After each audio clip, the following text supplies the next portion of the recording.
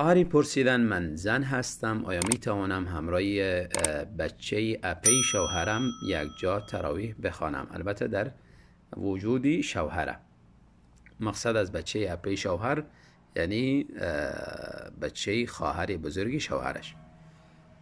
بلی خواهر محترم، اشکال نداره، البته به شرطی ازی که حجاب شرعی را رعایت کنید و حتما باید محرمتان همراهتان بوده باشه، برابر شوهرتان است، برادرتان است، یکی از محارمتان، چون بچه اپی شوهرت یعنی خواهری شوهرت به شما محرمیت ندارد. البته شوهرت همراه خواهرزاده خود در یک صف قرار میگیرند، در پهلوی امام شوهرت استاد میشه و تو در عقبی صف استاد میشی، همراه شوهر در یک صف استاد نمیشوید.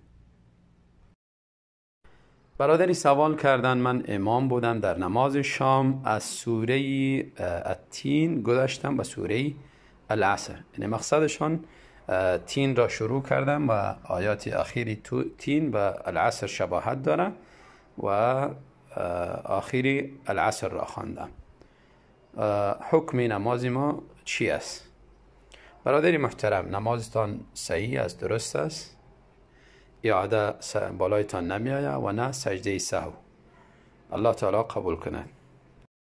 برادری پرسیدن در حالت سجده آیا می توانم دعاهایی که در قرآن آمده آن را بخوانم؟ بله، کدام مشکلی نداره، می توانید دعاهای قرآنی را در سجده و رکوع بخوانید. برادری پرسیدن وقتی نماز بامداد داخل شد آیا می شود پیش از سنتی فجر 2 رکعت شکرانه بخوانیم؟ برادر محترم، بعد از اینکه فجر صادق یعنی وقتی نماز فجر بامداد داخل شد دیگر بجز سنتی فجر دیگر هیچ نمازی نیست. انسان با 2 رکعت سنتی فجر اکتفا کند بس است. برادری پرسیدن در آخری سوره اقرا سجده آمده، آیا این آیت را خوانده به رکوع برویم یا اینکه سجده کنیم؟ برادری محترم، هر دو اشکالی نداره، هر دو جایز است.